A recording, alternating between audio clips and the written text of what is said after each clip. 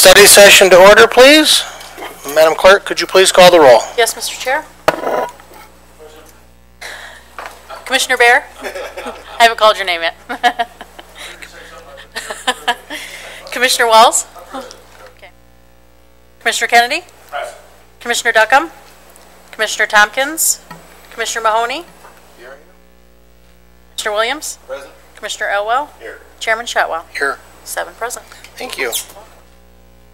This is your first opportunity for public comment. It lasts 3 minutes. No one will answer questions nor debate you. You cannot share your 3 minutes with anyone else. Please step forward if you would like to speak public comment. Peter Bournemouth. Wanted to comment on the fair. I'm glad it's opening down at that site. I noticed that this year, of course, there's no shade down there whatsoever. It's going to be if we get some heat, it's going to be tough on the patrons. I want to talk a little bit about the 2 incidences of mass gun violence we just had. I know there's this whole debate about domestic terrorism, and Senator Ted Cruz recently on the floor of the Senate introduced a resolution to redefine domestic terrorism. He wanted to include anti-fascists, and then there was some woman representative from Ohio who was suggesting that this gun violence is due to drag queens and things like that. Have you ever noticed that every single one of the people responsible for these mass shootings is a white Christian male? Have you ever noticed that? I mean, there's lots of black-on-black gun violence. I'm not saying we don't have a problem there.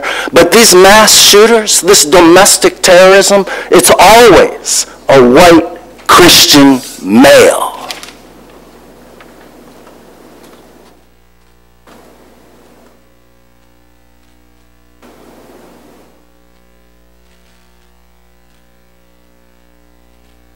Any other public comment? Any other public comment? Hearing none. Entertain a motion to approve the minutes of the June 4th study session. We have a motion and support. Any questions? Deletions? Additions? All in favor, please say aye. Aye. Those opposed? Duly carried. Item 5, FOIA appeal.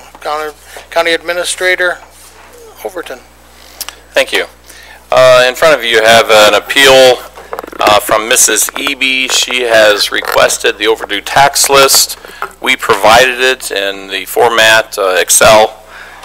She is not satisfied. She wants us to manipulate the document for her and to change the format into one that she desires. Frankly, we don't have the ability to do that, and she's appealing. And through the law, there is no requirement that we spend money to create a document or anything like that. This is the way the document comes out of our machine. It is in Excel. She can move it around herself if she so chooses. She has done that in the past, I'm told, but she says it takes her too long and she wants us to do it. Any questions? So what is she requesting it be put in? A different program or a hard copy? What's she requesting? No, she wants it in Excel the way we're sending it to her. She just wants us to create it to look this way instead of the way it comes out of the computer. Okay. And our software, that it's tax software, so it can export into Excel, but it comes out in the format that the programmers created when they created the software. And then you have to move it around in Excel to sort, to do what you want to do. She doesn't want to do that. She wants us to do it for her.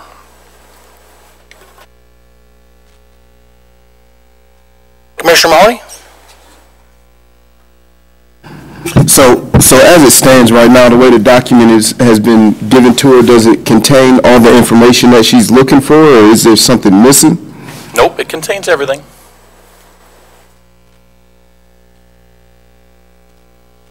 Commissioner Elwell? Thank you. Mike, just to clarify, to be clear for the public, it was not a printed document. It's been given to her in digital format. Correct. Anybody that works with Excel knows you can typically manipulate it. Yep. And for us to do it the way, or for you to do it the way she wants it, we'd have to pay our processor to work the program to recreate that, correct? Well, what we would end up having to do, that's one way, or another way is we could send somebody to open up the spreadsheet and redesign the spreadsheet to suit her needs. And there's no requirement with FOIA for us to do that, and it would cost us time and money to do that. Exactly. FOIA says that we're to give you documents that we have. It doesn't say we have to create documents for you.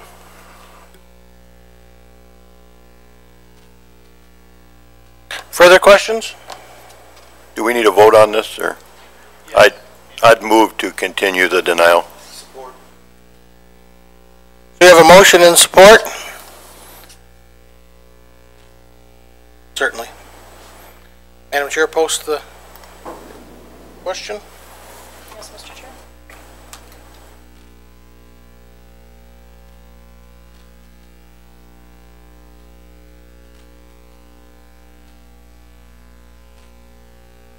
Eight zero.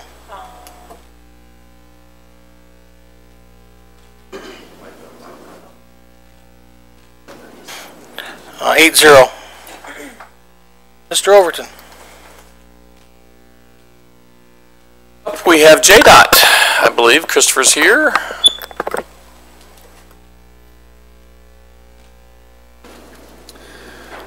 Good morning, Commissioners. We have basically two MDOT contract approvals in front of you that are time sensitive. As you know, we get about 30 days to turn these around, so they hit us where we needed to come to you at study session here to get approval. Both of these are basically a save the savables approach, where we're trying to invest some money. I believe both of these are some of the federal aid purchase money that we processed last year, and have finally worked their way through the channels at MDOT and the bid letting procedures. So we're seeking approval on both.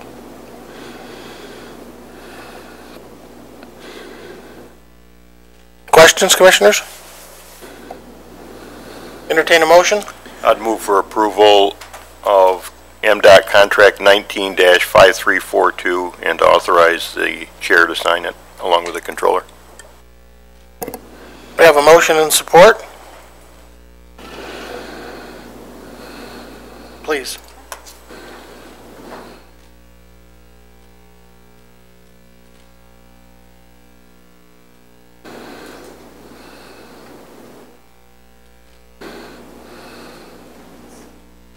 Passed 8-0.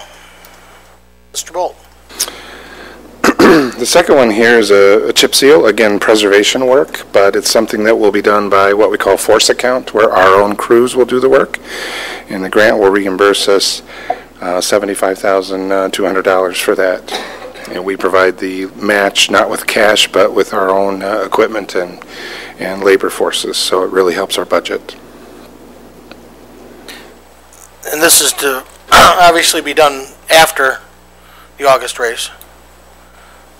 Yes. Again, this is paperwork and approvals in preparation of the work. Yep, but you're correct. Any further questions? Mr. Williams. The state. The chip seal goes fast. We can usually do that in a day or two for each road. Okay. So it literally can take an hour or two on a given road. Okay. Thank you. No, nothing further. Any other Commissioner questions? Entertain a motion? I'd move. Okay, Or- we have, looking for Got it? support? Okay. Support. Two.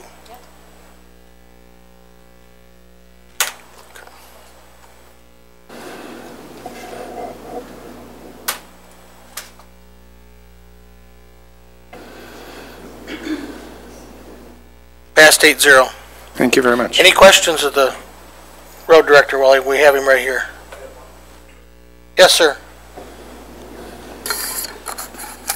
One of our current projects under construction has been delayed by a union strike.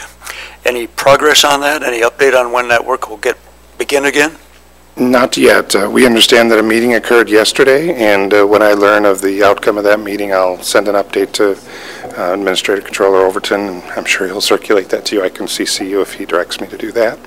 Yeah, we're keeping a pulse on it and tracking closely. Our hope with that project was to have it ready for school, and we were well on track to have that done, but it's, Okay, thank the you. clock is ticking. We'll say that. Commissioner Mahoney. Just was curious if you could give an update on the Moon Lake Road Bridge. The bridge is open. Did you know that? Okay.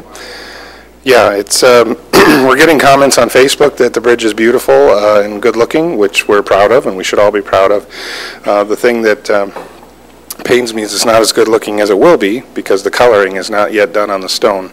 If you've noticed on I-94 where they've colored the concrete work for the new Cooper Bridge on the one side, we're doing similar concrete staining for Moon Lake. Want to give it that rustic, natural setting look that best fits with the environment. But there's a lot of boat traffic and a lot of people driving it, so we're real happy about that. Sure. Commissioner?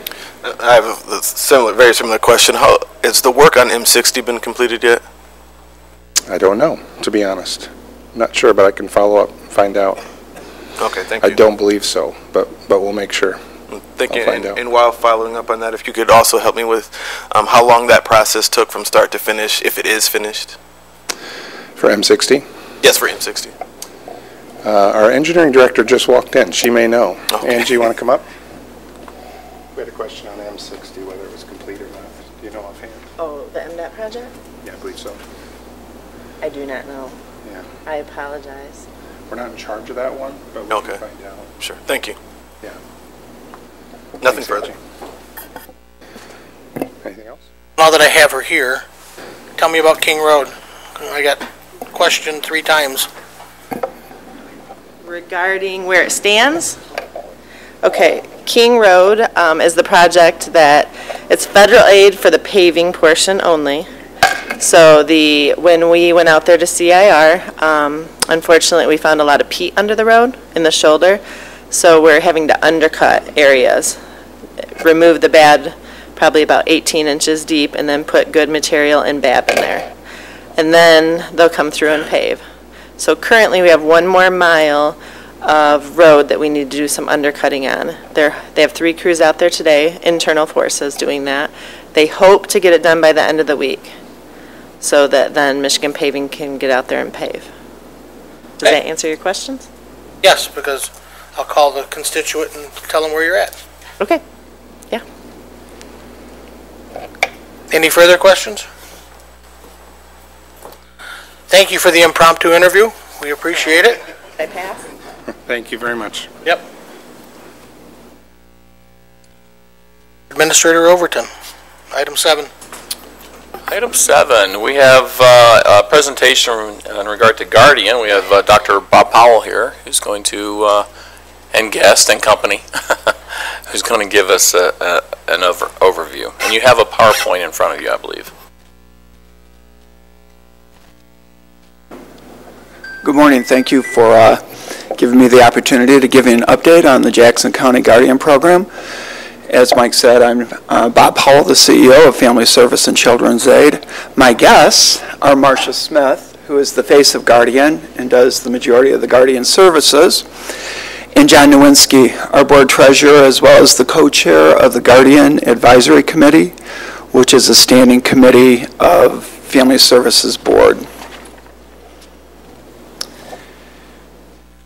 So the Jackson County Guardian Program deals with vulnerable adults.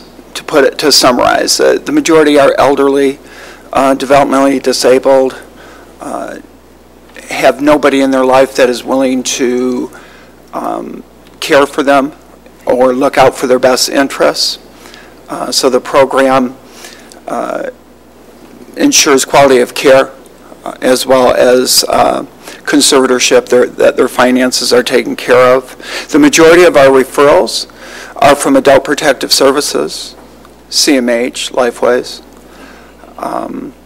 Henry Ford, and then there are a few that are self-referred, or I should say from family members or loved ones. They are court-ordered here, so every one of our wards are court-ordered through the family courts. So we screen to make sure that our Guardian program is a last resort, that there is absolutely nobody else out there that can care for the vulnerable adult. Once we accept them into our program, we obviously do a comprehensive assessment to see where they're at medically, mentally, and financially, and set up a service plan around that. We ensure that they are in their least restrictive setting. In other words, sometimes they need secure settings for their own good, for their own safety, but obviously that would be a last resort. Then once we assess their needs, we develop a service plan that's comprehensive and connect them to whatever services they may need, and then advocate and ensure that the services are of quality and that they're meeting our ward's needs. At this time, I would ask Marcia to come up and tell you an anecdotal story. Okay, one example of a case is we were contacted by APS, Adult Protective Services, and they had a lady that was living in her mobile home, and she had lost her electric and heating, and when they found her, she was hugging the TV because that was what was keeping her warm. I'm sorry, she lost her heat, but she had the electric because the TV is what kept her warm. And so then we come in as the guardian, emergency guardianship, and then we were able to get her placed into appropriate housing and continue to take care of her. That's a good story. Okay. She's got hundreds and hundreds and hundreds. She's been doing this for almost 40 years. So some of our demographics, right now we have 318 in our program. That is, the majority is guardian with some just conservatorships. 267 are in Jackson County. 142 reside in the city. Many are in nursing homes, and many others are in adult foster care homes. All of them live below the poverty guidelines. So in 2007, you probably know this, but it used to be a county-run program, and the county divested. There was a 5-year financial sustainability plan that was put together by stakeholders and interested parties. We were able to invest that and continue to run the program off from that 5-year financial plan for 8 years. However, the last 3 years, we've really struggled with finding the money to continue the services, the revenue. So in 2015, about 4 years ago, we went to the community and gave them a status update, and over 30 interested parties and service providers came together to develop a strategic plan adopting the collective impact model. And there was some short-term fixes where we were able to get through another year to give us time to try to continue to strategize how to go about sustaining this program. In 2017, that body felt that they did as much work as they could do, and it was consolidated into a standing committee of Family Services Board. Currently, there's about 12 stakeholders that attend that, as well as board members. As I said, the co-chair is the treasurer of my board, as well as the CEO of the Jackson Community Foundation. I became the CEO 2 years ago and realized that the program was in dire straits, did some program evaluation, and did some major restructuring to try to maximize our human resources that did exist. In doing so, we went from 1 guardian to 2, and I have a 3rd one that's being trained, because with 318 lives to look out for and ensure the quality of care, and that somebody is on call 24/7, it's more than one person obviously could handle. I was able to bring the program up to accreditation standards. It is accredited now through the Council of Accreditation that my entire agency is accredited through.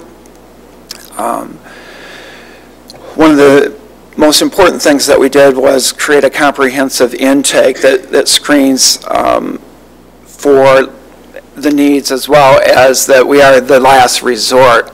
But what most people don't realize is hundreds of hours every month go into phone calls and consultations and trying to keep the vulnerable adult out of our program and getting the needs met of the individual without them actually coming into our program. So, a quick overview of our finances. We do charge a service fee if the individual is capable of paying that, and when I averaged it, it averages out to about $14 a month for each individual.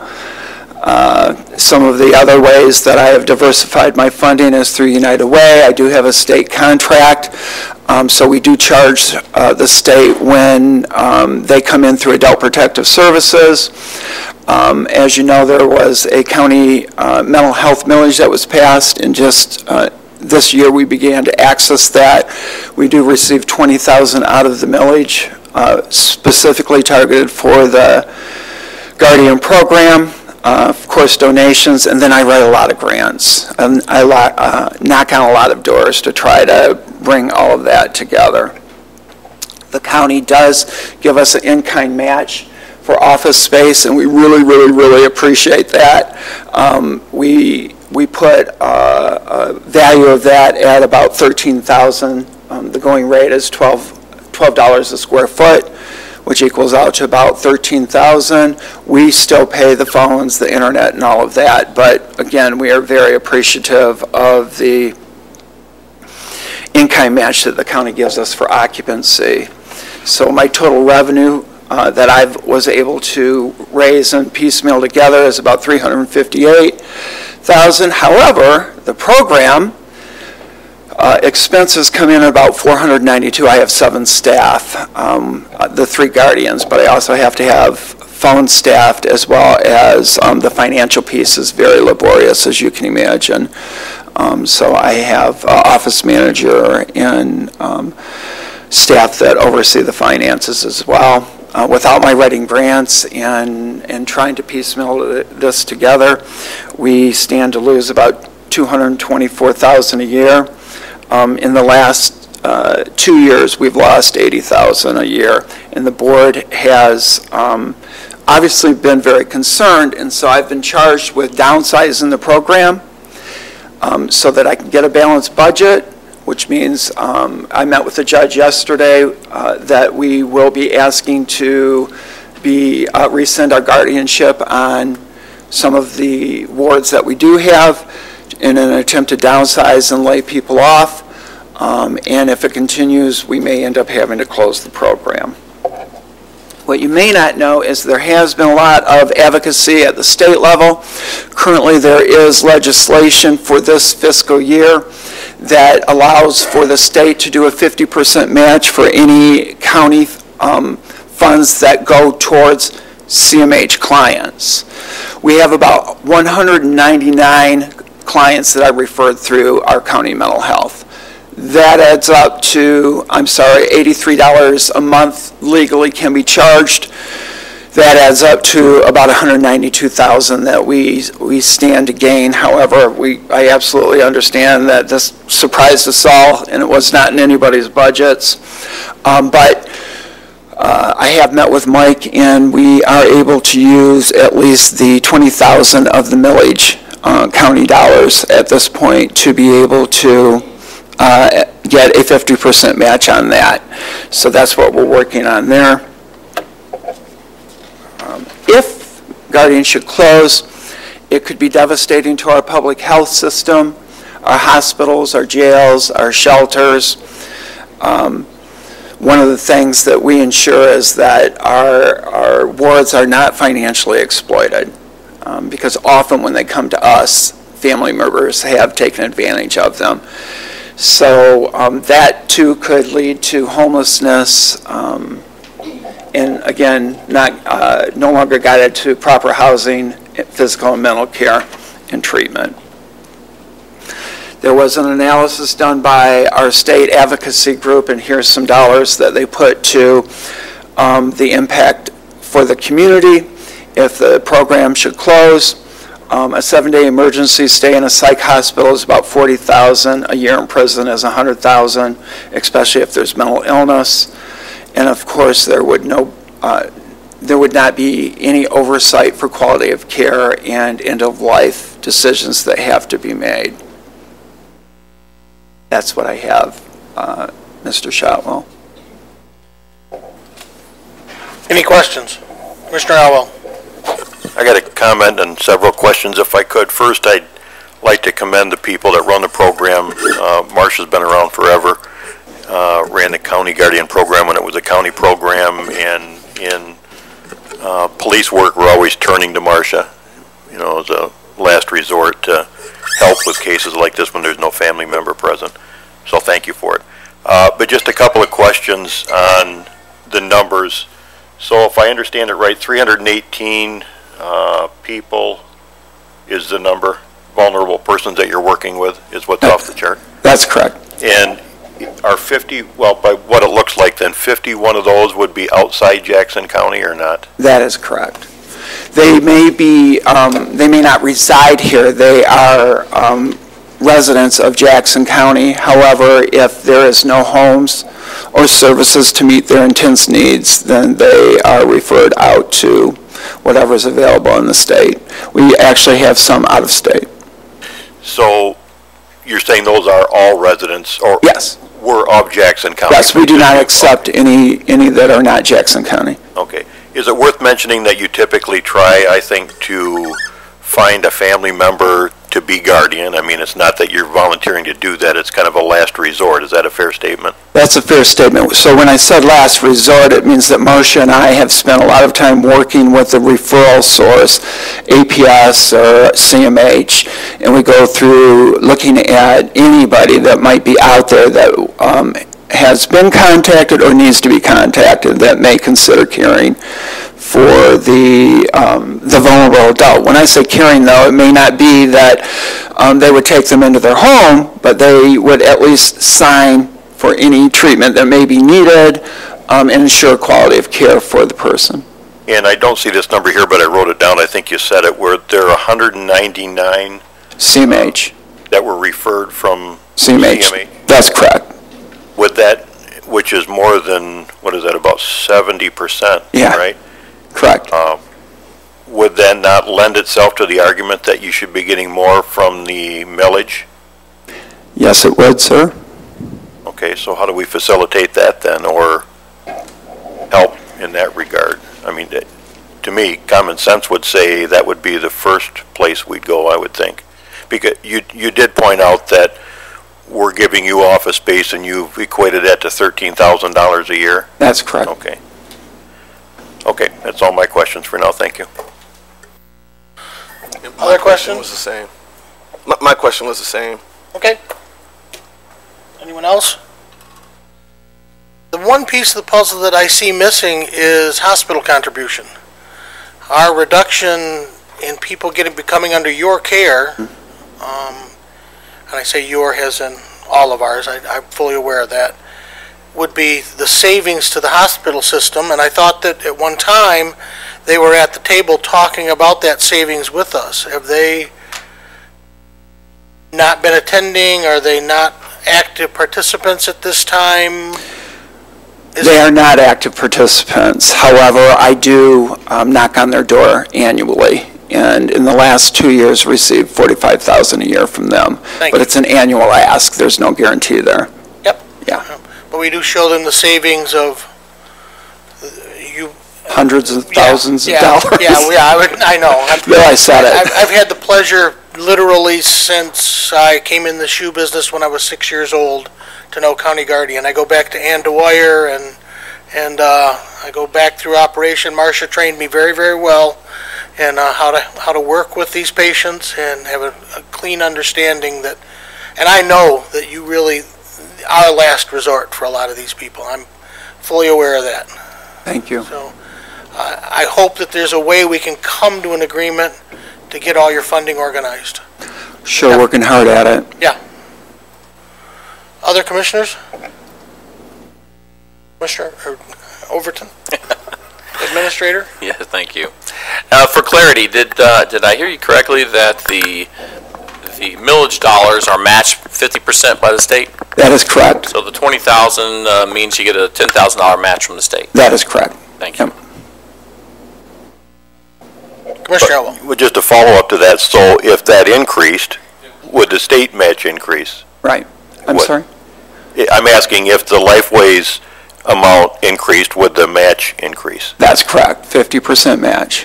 Why's the 13 now? Seems like a no-brainer to me, people, but we don't write the checks. Okay. Thank you for your time, I appreciate it. Thank you for your explanation.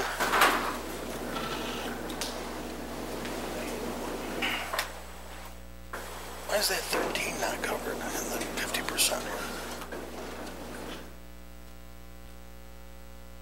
Maybe we need to charge them rich and pay them back it.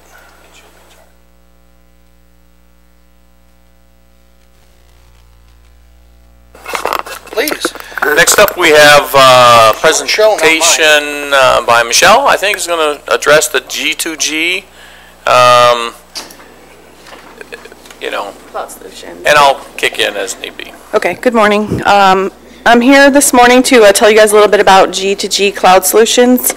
If you're not familiar with G2G Cloud, it's sponsored by Oakland County, and it was developed by Oakland County actually to improve government services by sharing technology with other government agencies at little or no cost. So they have an online payment solutions that we would like to implement within Jackson County. Currently, we have several agencies who are taking payments online or over the counter, and we use several different payment options. None are consistent. Some are using similar vendors, but we're not all in one vendor. This solution is very innovative in reducing our costs. It's actually free of charge. They will implement it at no cost to us, and we actually can get 50% of our earnings back from the fees that we collect. Free hardware, free implementation. The Oakland County team, IT team will come in and actually implement within the county for the departments who want to be involved in the online payment solution.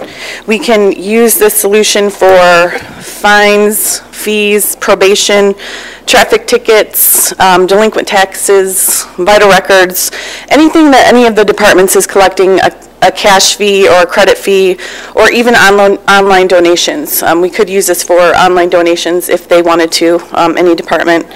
Similar to any other online payment system, it accepts your standard credit cards, MasterCard, American Express, Discover. Oakland County handles all of the technical aspects of it. They will assign us an implementation manager who will take care of our county over time. Any updates, any kind of enhancements to the software, they cover. So they will partner with us and be pretty much our vendor, if you will, for our online payment services. What else can I tell you? Any questions, commissioners? Commissioner Elwell? Several. All right. Joe, one of the things I noted in the contract when I looked through it was Clemis was also listed there. So by signing this agreement, we don't necessarily get access to Clemis, but that's one of the things that could be available to us? Correct. Is that accurate? Correct. It can interface with many different interfaces that we or the organization would have access to. There are some, like Parks and Recs has one where they do a reservation system, where we wouldn't be able to interface with that because we don't have any control over that back-end system. So for commissioners, you've heard me talk about Clemis before, I think, which is now in use in Lenawee County. It's a police reporting system, an information system that I think is superior to what we have. And I think Michelle has couched it properly that the same with Clemens as with this online payment system. It was designed by Oakland County, not a corporation looking to make money, but looking to find something that works best for government. And that's what they found with Clemens. When there's something that needs tweaking, it gets done almost immediately by them. So I do strongly support it. Michelle, are there any local governments that would automatically have access to this in our county, or would they have to sign an agreement like this also? They would have to sign their own separate interlocal agreement, but they are open to government agencies, so they would just need to sign their own interlocal agreement with Oakland County. Okay. They do, and just to add to that, they do have 200 IT people, so it's great that they're willing to partner and share with us and share the technology and the things that they can do in economies of scale where I have 10 people right now, so it's great to have help like this on the technology side. One more thing for me, Michelle. I think they have a board that we would have access to. We'd have somebody that sits on that board or attends meetings to be able to make recommendations. Is that accurate? I can't answer that 100%, but I can get back to you on that. Thank you. Yes, no problem. One thing else I wanted to point out also, if we, when we sign in with this agreement, is that our PCI compliance for the county, which would really cost us, it costs them about $100,000 to take care of this.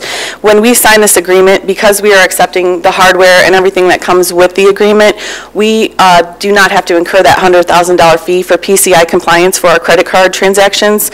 And also, it's very cumbersome and difficult to get fully compliant, where the Oakland County team will take care of that for us. I think Commissioner Williams was next. Yes. I think this is a really good idea. And I'm encouraged to see the advancement in services provided for the county. I guess my first question is what will be the overall cost for this? There is no initial cost. There is no overall cost. They will, as soon as we sign this agreement, what they do is they take the fees associated with the transactions for collecting a fee or a fine is a flat rate fee. For an example, just anywhere from $0 to $50 is a $2.50 fee or fine that's paid with the transaction. So 50% of that fee goes towards Oakland County's cost to maintain the system, whereas the other 50% actually comes back to the county as revenue. I see. Okay. And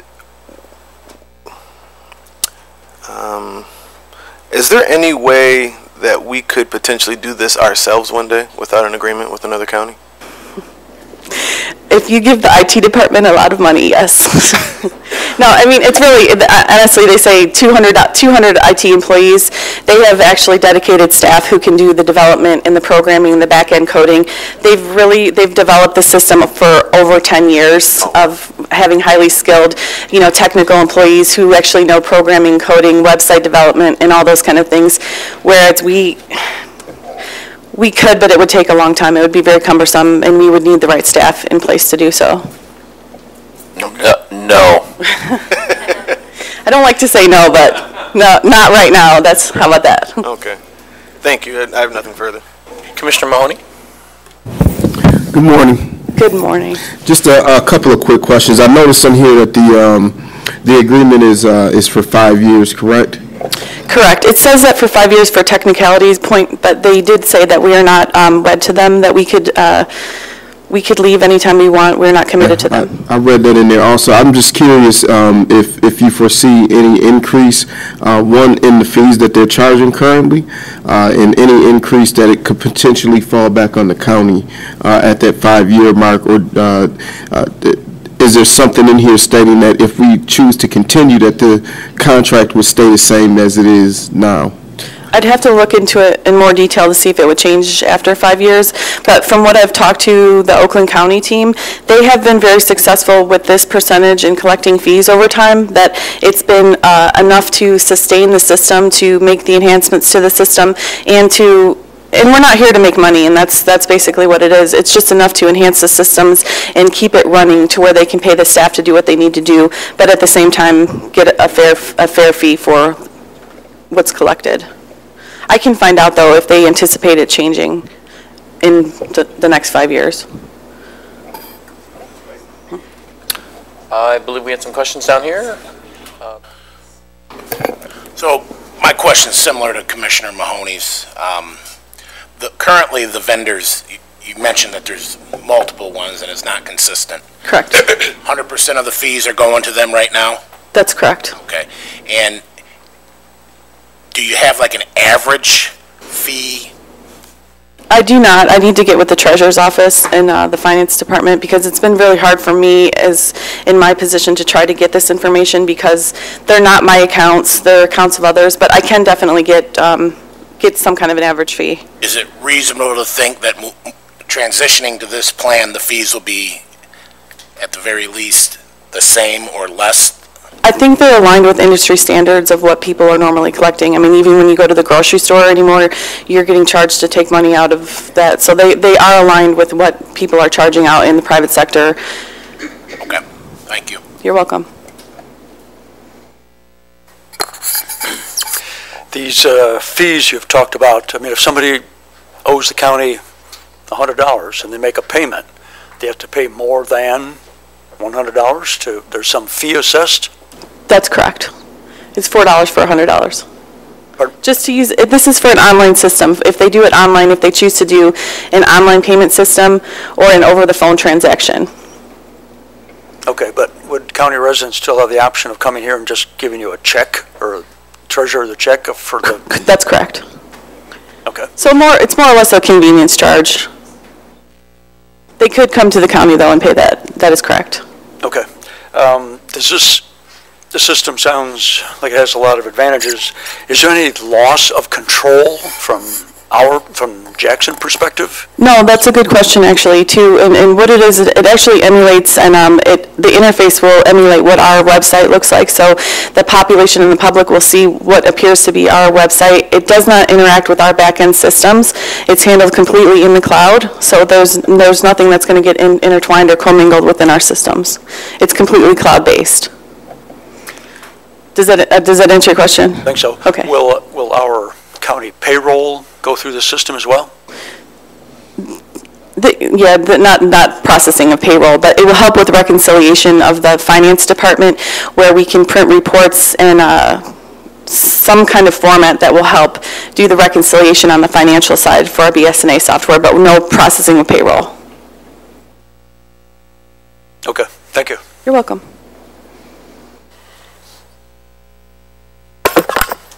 If there's no other questions, we'll take it through our normal process, committee, and then full board seeking approval.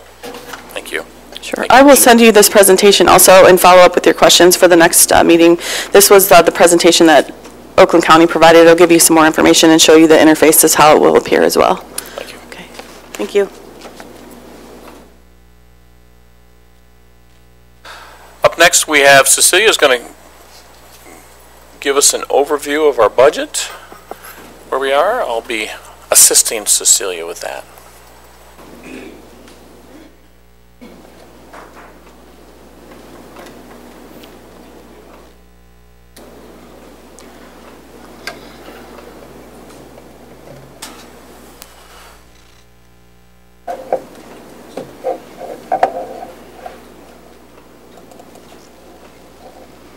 Okay.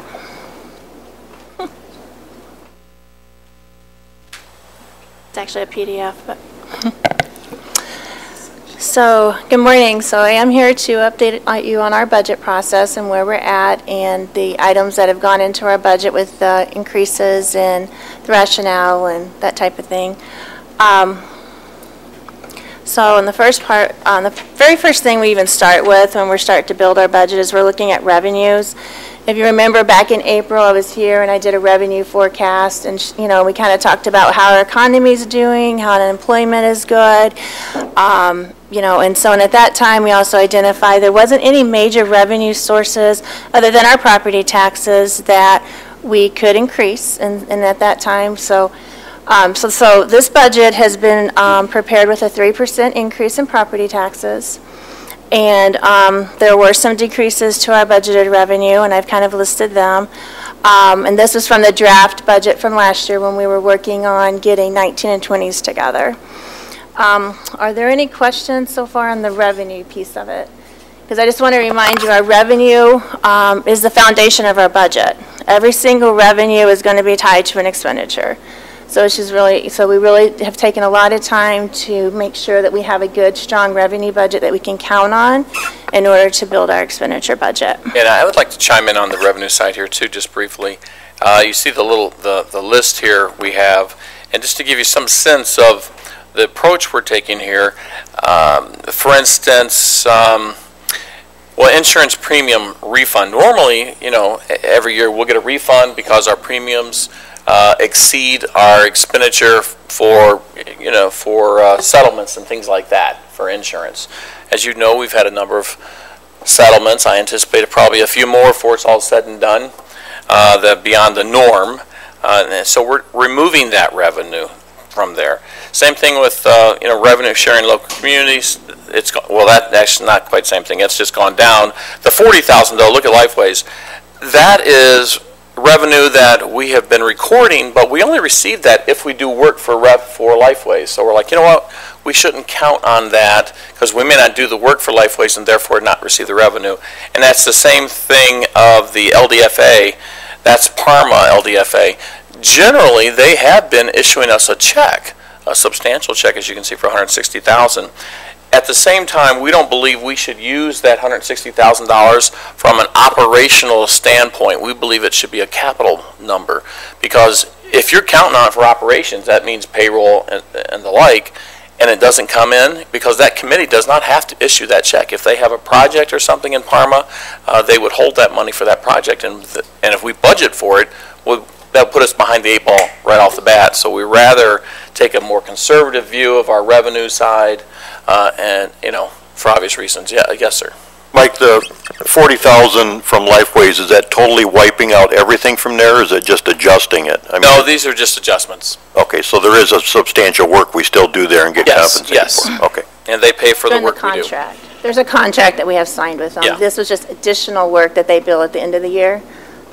They may do work, they may not do work. But at the same time, we're tying expenditures to that $40,000 in a budget that we don't want to do. We only want to count on revenues that we know we're going to get, that are steady, and that we can count on. If we get these extra revenues, that's great, but we don't want to count on it in building our budget. I call that gravy, and we all like gravy. Yes, exactly. Okay. Okay. So the next thing after we get our revenues in good shape, and we feel like we're really comfortable with, we can count on our revenues, then the next thing we look at is our salary and benefits and the increases there. This year, the total cost for that, which includes FICA, increased to $694,000. We've kind of talked about after the defined benefit plan, the annual required contribution, there was a surprise this coming for 20, where we're going to have to pay an additional $1 million because the market was bad at that point in time. So that was a surprise. So we're actually going to be using capital funds to be able to pay that. So with that being said, there isn't any new capital requests for this year, but we're still going to honor the capital requests from prior years. The only exception would be if you have a millage, you know, parks, animal shelter, you know, they have a revenue source that can pay for their capital. But for this year, for other funds, we're not going to be able to. Yes. Yeah, the only capital projects, the ones that are already started and planned for and funded, that might carry over to the new year. Yes, sir. The payroll increase, can you equate a percentage to that? 3-ish.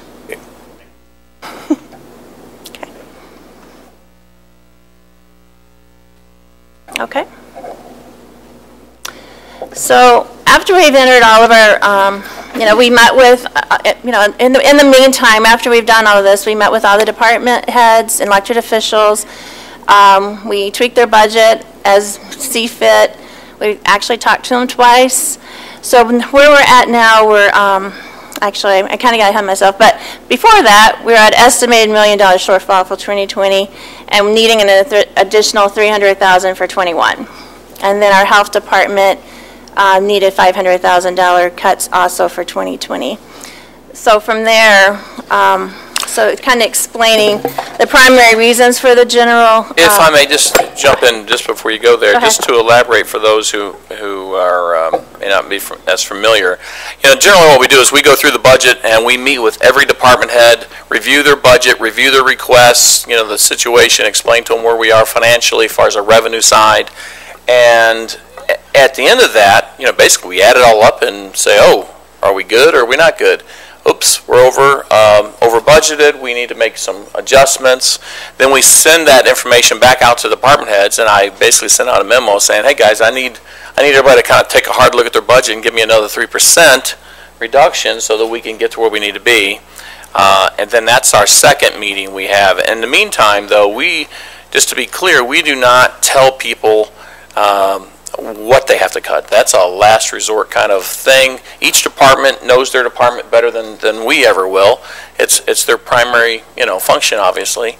So we ask them to take a look, make the adjustments, make the cuts that are least impactful to the clients they serve. We want to minimize, obviously, the harm, if you will, that cutting budgets can sometimes cause. And at the same time, recognizing that these are various serious type of reductions in the sense that it may affect an employee, meaning we may have less employees. So you want to really take a hard look at that because you're going to affect someone's current situation financially.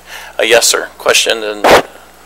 So page 4 on the shortfall for 2021, are you factoring in a property tax, anticipated property tax increase? That's with another 3%. The same percentage?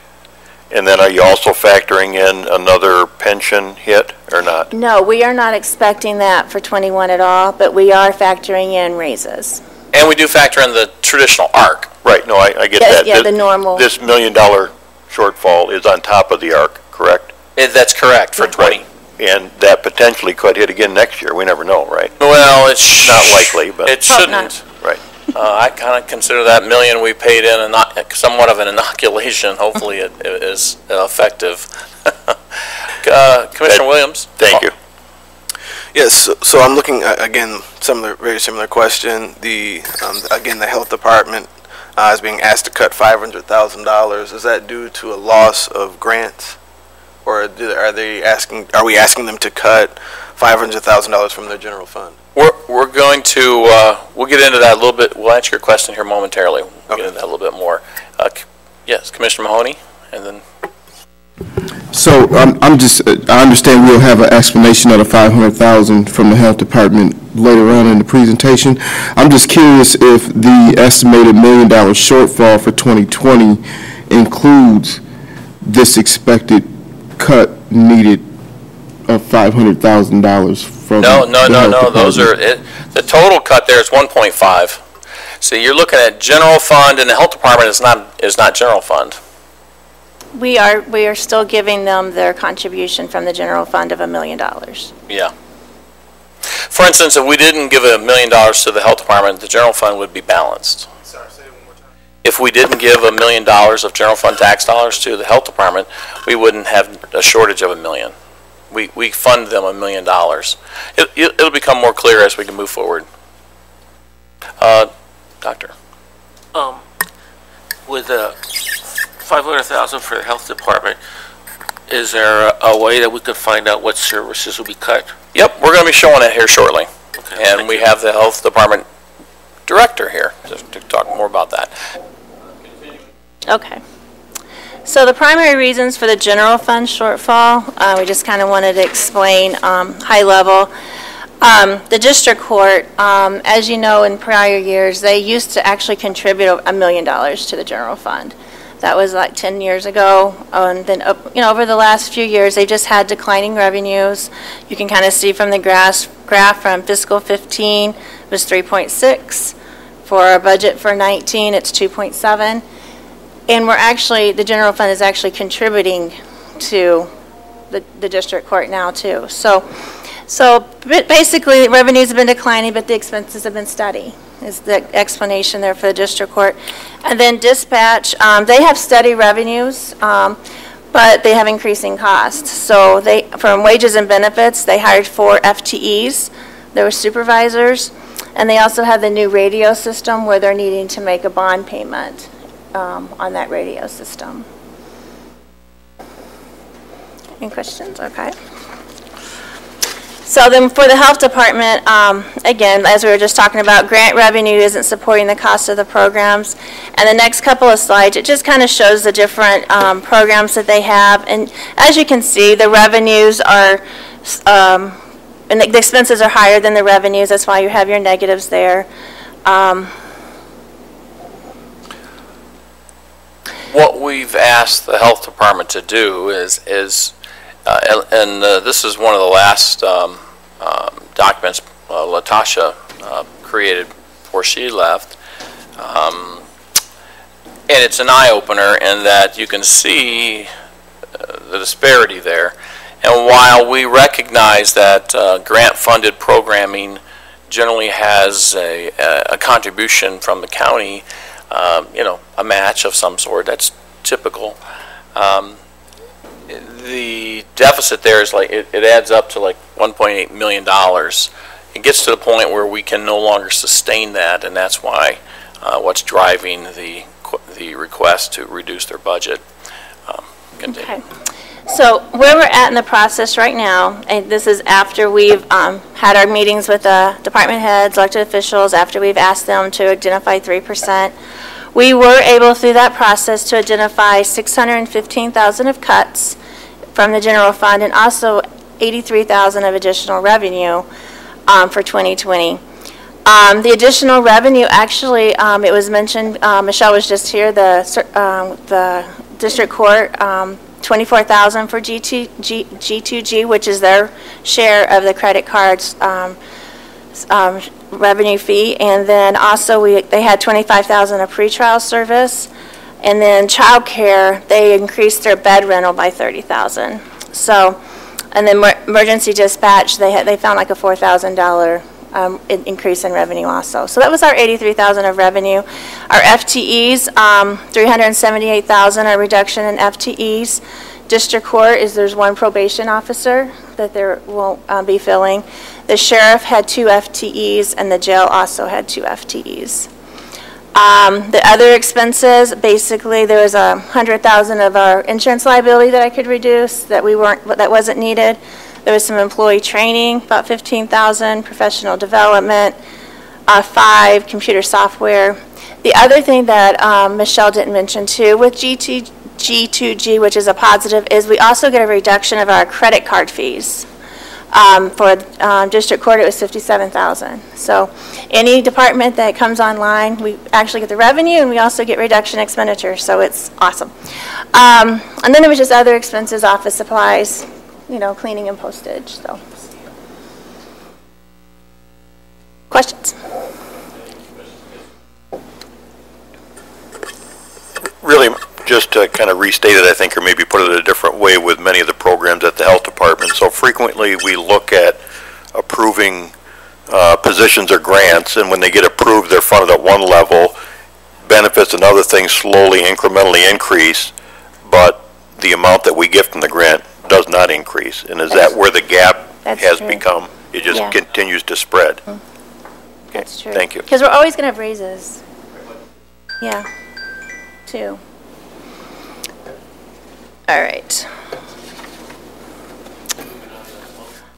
Nope, not yet. We're getting there. So where we're at in the process, we still need $262,000 of reductions for the general fund for 2020, okay? And we also still need a $300,000 additional for 21. That's kind of where we're at still. We're not balanced, but we're getting close. Excuse me. I'm sorry, is this the additionals that we're just talking about here, is this on top of the 1.8? Yeah, this is on top of the money, yes, that we've already reduced. Yeah. We still need another 262, 263 for this 20 budget, and we're anticipating 300,000 for 21. Okay. Additional.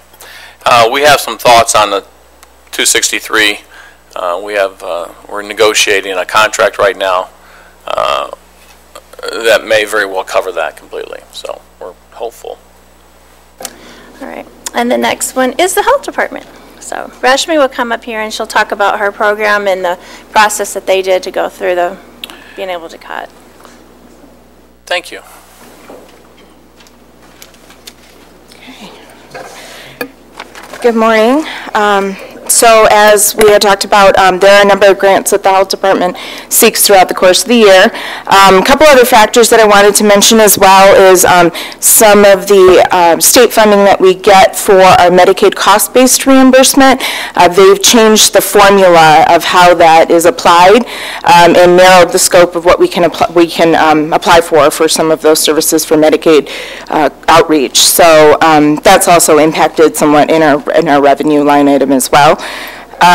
So one thing another factor that I wanted to mention too is that our fees haven't been approved or haven't been raised for environmental health over 10 years now. So we'll be coming to you at a later date to look at some revenue enhancements there to bring up our fees to the level of some of the industry standards that exist out there.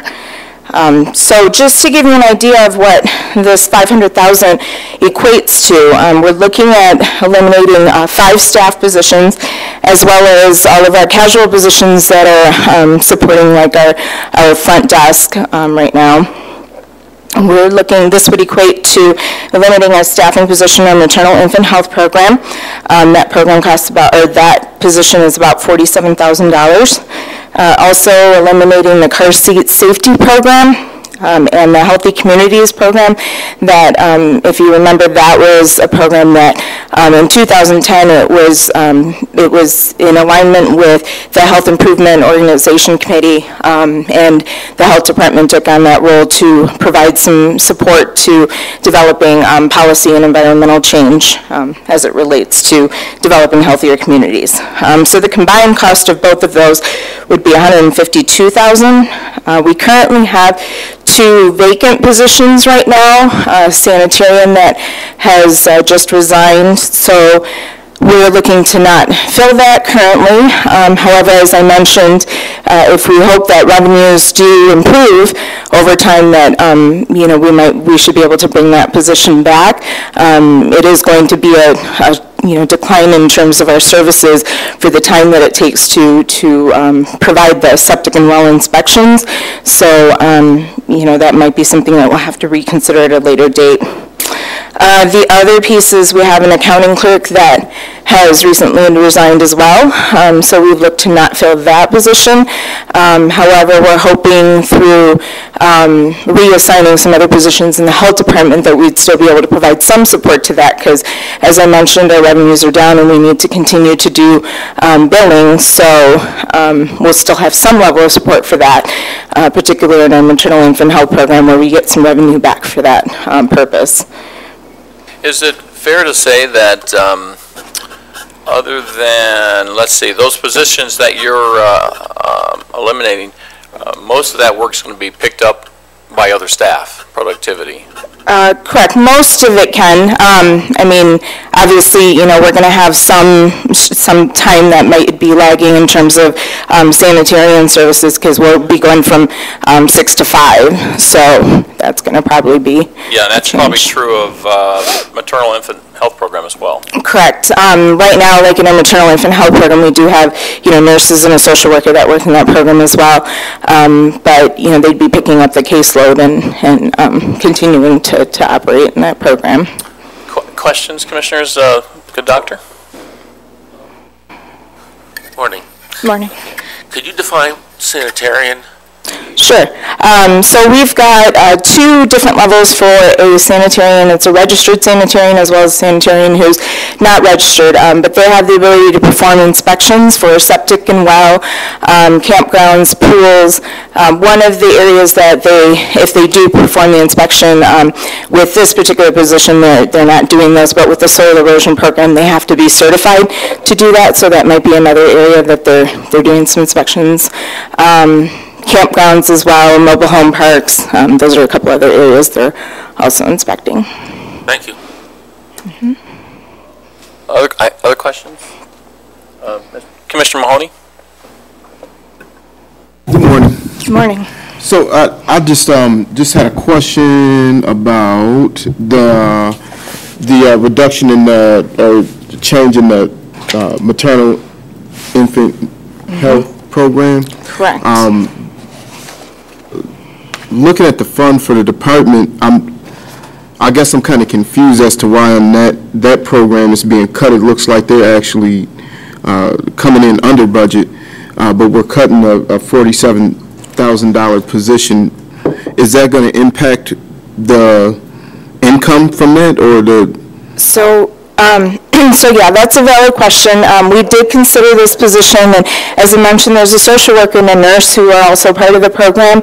And in recognizing that a lot of the needs tend to be, like with mental health, with a lot of these new moms, we recognize that that would be probably more of a need there to fulfill that, to carry that caseload. One thing is with the nutrition aspect, there is a way that we can make referrals for and provide some education and continue to be able to do that to some level. So we may also look at that and see where we could perhaps look to shift that duty to like some of our WIC clinic or things like that that could help out with some of that if they qualify for those services as well. Just to follow up for a little more clarification, I'm looking at all of these line items that are in the deficit, and this one is not. So I guess again I'm kind of confused as to why we would look to cut from this area if they're not in the deficit.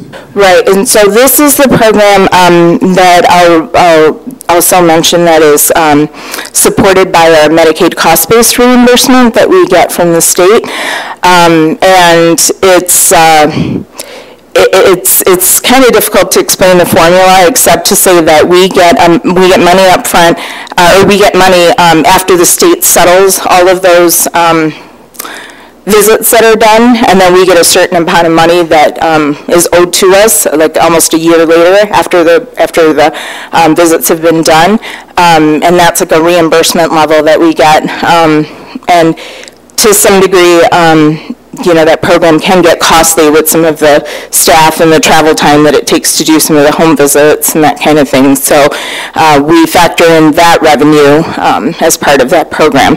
But really in looking at the dietitian specifically, like I mentioned, most of the needs tend to be with mental health needs. So that's why we took a hard look at that and decided that's where really the needs of the clients exist. So, Rashmi, could you, for the benefit of the board, I know you had a rather involved process in determining what were the minimal impacts, because the cuts they made, at least the way I understand it, and you can fully explain how you went about it, and I know you involved your whole staff. I had a meeting with your whole staff myself. Sure.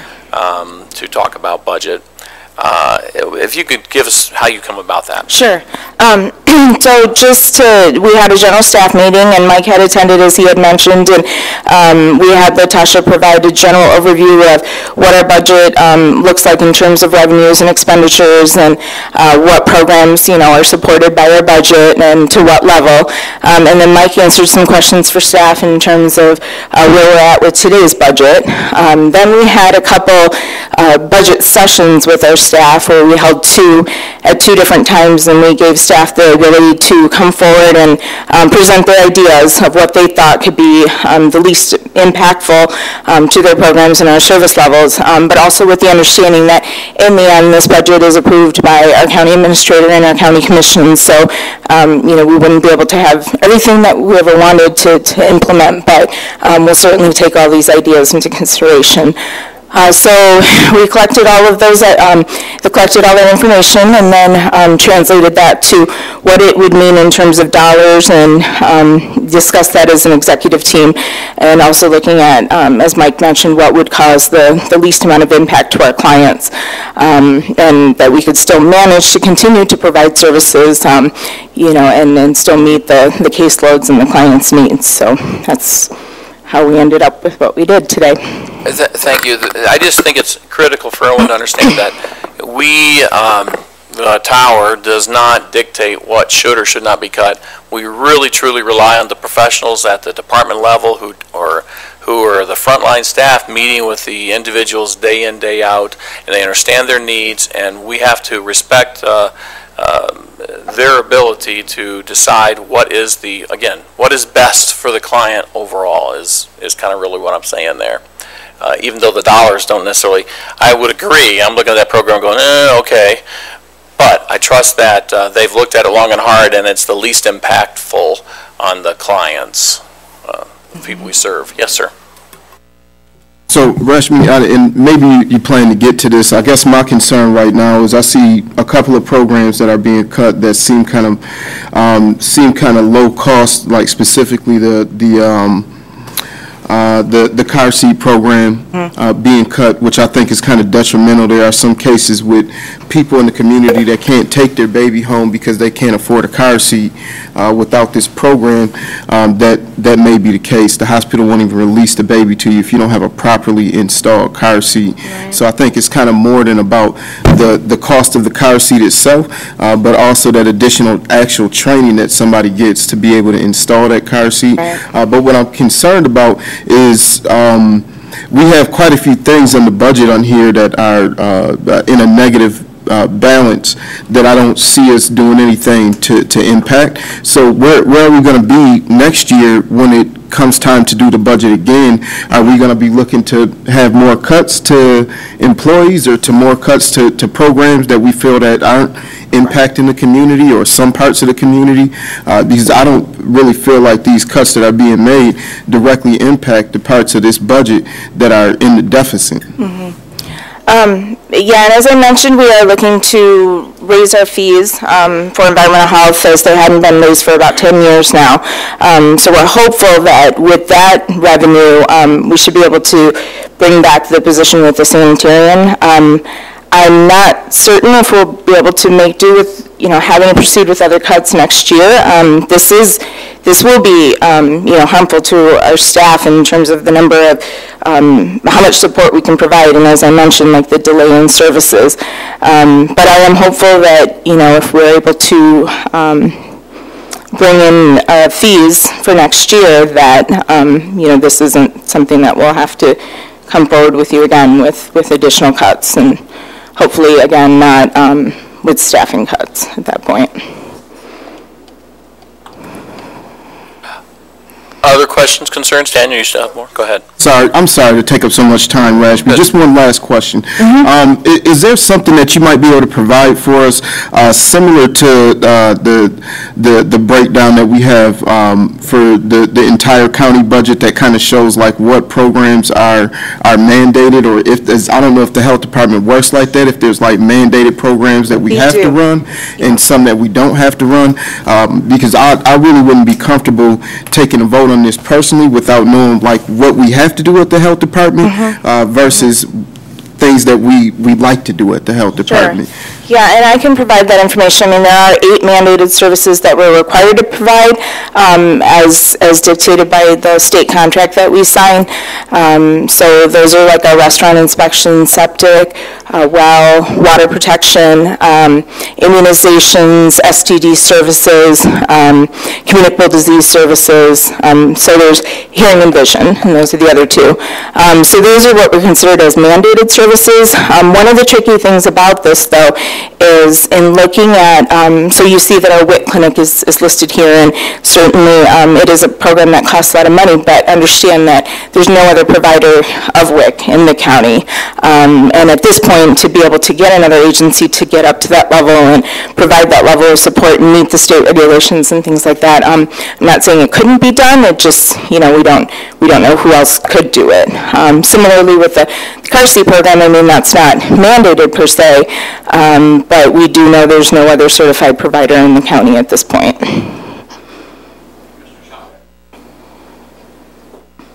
Be discussing the car seat program at length. I want to make everyone aware that the private sector did do this prior to the health department taking it over, and also there was a volunteer organization that stepped up and trained people and gave away car seats. And the government stepped in and moved those organizations out of existence. And this may be an opportunity, again, for the private sector or agencies similar to the Lions Club or Kiwanis or that type to step up and do the car seat program again. The car seat program, again, like I said, these organizations gave over everything to our car seat program and gave us resources. I know one organization actually gave us cash. It was in their budget to take care of the car seat program. It is very important to the community, yes it is, but it's something that the private sector can do, and it is sustainable that way. I know Disability Connections could assist us possibly with this, and I think we need to look at all of our alternatives going forward as we balance between elective services and mandated services that the county needs to supply. Sure.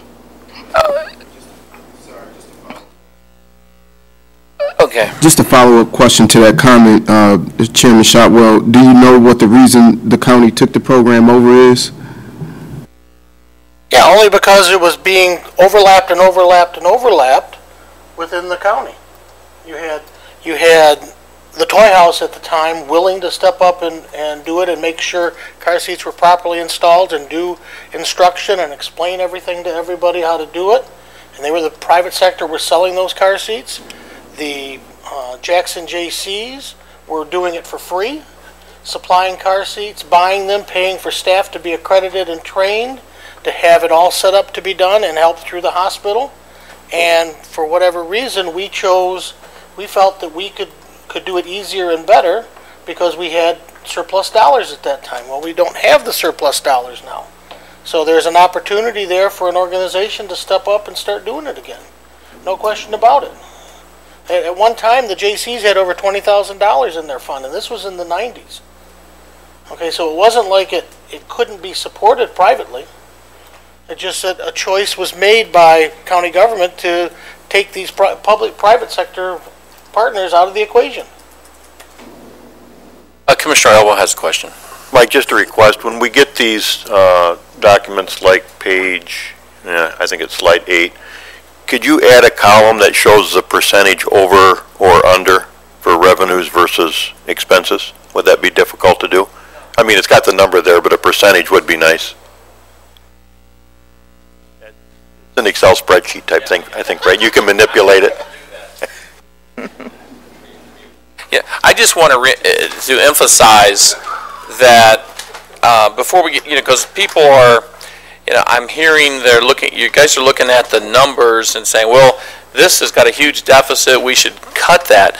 And we specifically told or asked everyone to not look at that. You got to look at what's the least impactful, because some things that have a huge deficit are vital to the community, and we don't want to cut that, even though it's running the deficit, if there's a less vital service that we can make changes to get to our budget needs.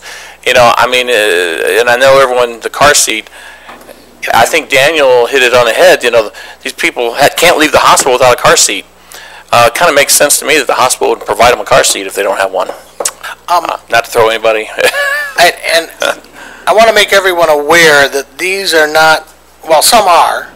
A lot of times these are a third of an FTE and a half of an FTE and a quarter of an FTE that are put together to make a full FTE position staff-wise, but we bill against each one of those different proposals.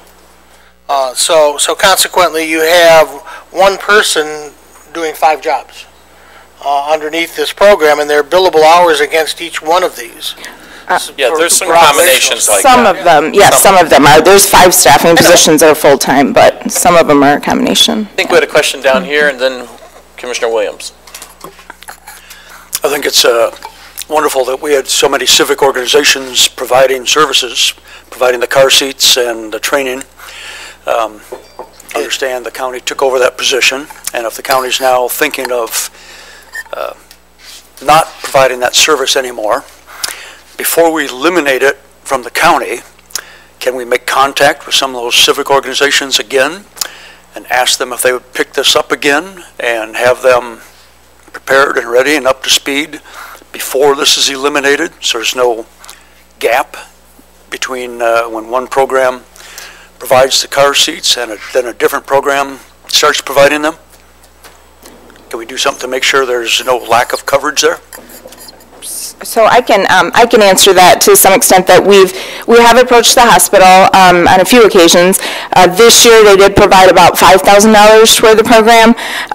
You know, we'll have to continue to go back to the table and see if that's something that they're able to support at a higher level.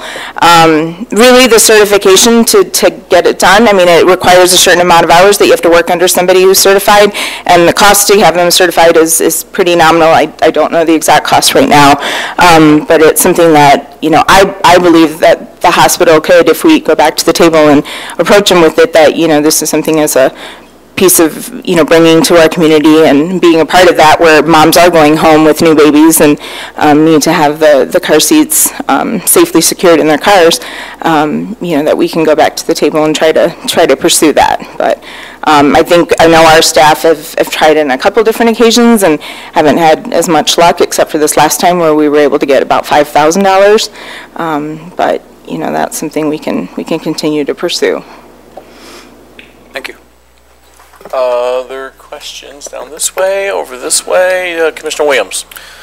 Yeah, just to jump back, and if you mentioned this already, I do apologize. But as we're looking at the just the loss of dollars here as it relates to various programming, how much in total are we losing in terms of any state dollars or grants? So. Overall. No, we're not losing any state dollars. Well, I shouldn't say we're not losing any. I guess with that change in the Medicaid cost reimbursement, you know, there has been some decrease in what we're getting back in reimbursements for that. But as far as these cuts that we've proposed here, it's not due to a loss of like state dollars that we've, you know, or a grant that we didn't receive at this point. Okay, so the number that we're looking to cut from the budget it's just for clarity. It's for the health fund specifically, for those that impact the health fund. Okay. All right, thank you. Nothing further. Yeah.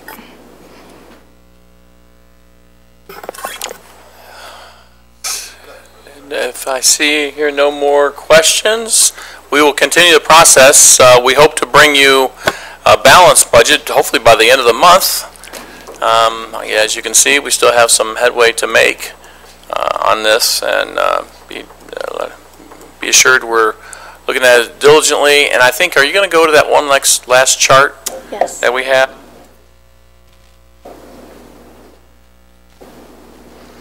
All right. This is our famous chart here that, for those who have been here, have seen this more than once, and we keep modifying it. As you can see, we've added in the green line, which is the total expenditure for each one of these. And to be clear, every item you see here is only on here because it receives general fund dollars. If it doesn't receive general fund dollars, it's the county department. It's just not on here, because this is where because we're looking to reduce general fund dollars. That's what's over budgeted. And obviously the larger departments is, you know, where it becomes critical. I should speak to the mandated, like you see it says at the top for red, for those not familiar. Mandated or non-mandated, I should say in the red, non-mandated services, things that we do not legally have to provide. I know it's always surprising, they see county sheriff on there. Road patrol, legally we do not have to provide road patrol. Then you see internal services, those are non-mandated too. We do not have to have a finance director, myself, an IT department, or HR legally. But at the same time, in all practicality, you can't really operate without somebody doing payroll and somebody keeping our computers running, and, you know, right on down the line on that.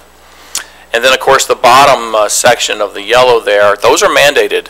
Those are services the county is required by the state to provide. Now, at what level? Well, that's different. We can reduce costs there, personnel and so forth, but we cannot just eliminate the service altogether because it's required on our behalf. And we produce this chart more just to give you a sense of understanding of where the dollars are going. because these, I mean, this is an accurate reflection right here. Yes. Of what's general fund and what the total budget is on that. Questions? Yes, sir. So if I'm reading this document right, under the health department, we're mandated to fund at least $1 million, is that right? I think, no, our mandate is like just over $200,000 is required. We contribute $1 million because we believe that's what's needed to maintain services in the community. I see, okay. You said that was 200? 200, I think, Or some arbitrary number that's been around since the 60s or 70s. 77 or something like that. Yeah, what generally happens, and it's true of like LifeWays and some other programming, is at some point in the past, the state has made a change to the law or to how they're operating. They'll say, okay, and in fact, our MIDC program, the new MIDC program is very similar. The state took a 3-year moving average and said, that's the average expenditure you have every year. You have to maintain that going forward. Cost above that we'll give you. The health department was the same way. Back in the day, I'm pretty sure it was in the 70s. They made a change. We were contributing $200,000+ a year of general fund money. They said, okay, that's your minimum. And then over time, it's grown. Okay. Unlike MIDC, which is indexed, so that they've gotten wise. Now it's not a fixed number; it goes up with inflation. MIDC does. The health department, the LifeWays number, those numbers do not. Other questions about the chart or information? And if you have questions, feel free to obviously contact myself or Cecilia. Are the index numbers adjusted by Headley? Good question. I do not know the answer to that. I look at Deborah, but I don't think any of us know the answer to that. I'm not sure the state knows the answer to that. The courts will decide. Well, obviously, it'd be taking a reduction every year instead of an increase. Yes. Did you have a question? Yes. On this chart, just take like the health department. You've got a yellow bar and a number 1 million. Then you got a green bar that goes out to 7.7 million. Is the yellow bar and the million the budget, and the green bar, the 7.7 million, the expenditure? The million is our general fund contribution. The green bar is their total budget. Yes. That means what they spend in the health department annually. And you're correct, it's over 7 million. And there were other sources of funding that added up to that? That's correct. Only $1 million comes from general fund, county tax dollars. Okay. Okay, again, if you have any questions, feel free to contact us. Thank you. Thank you, Cecilia.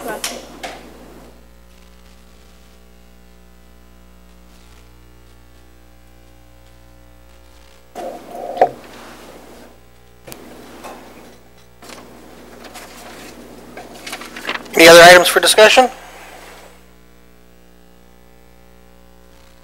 We've arrived at the second round of public comment.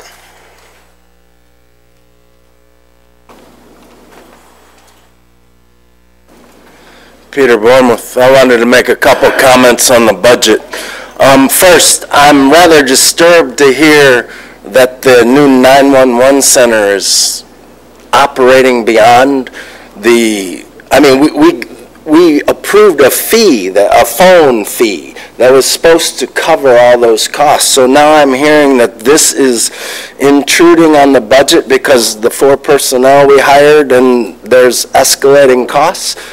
I mean, that wasn't supposed to happen, Commissioner Elwell. I want you to take a good hard look at that since I know that's your bailiwick there. I want to talk about the health department a little bit.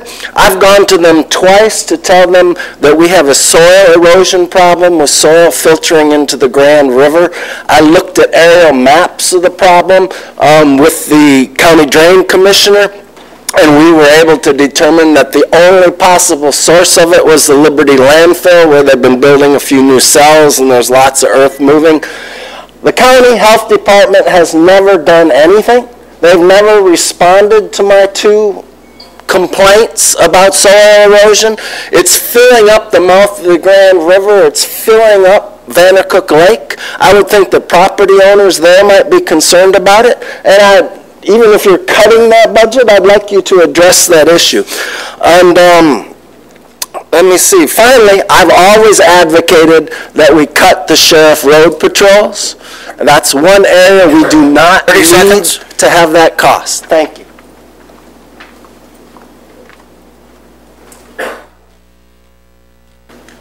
Any other public comment? Commissioner comments? Last night went very, very well at the fairgrounds. My understanding is Sunday night went very, very well. And tonight, Boys to Men, interesting show. And tomorrow, the sellout crowd, which will really, from what I understand, test our new fairgrounds, Keeley Park. And I look forward to that. And everyone get down there and have a corn dog. Any other commissioner comments? At the request of the administrator, we are adjourned.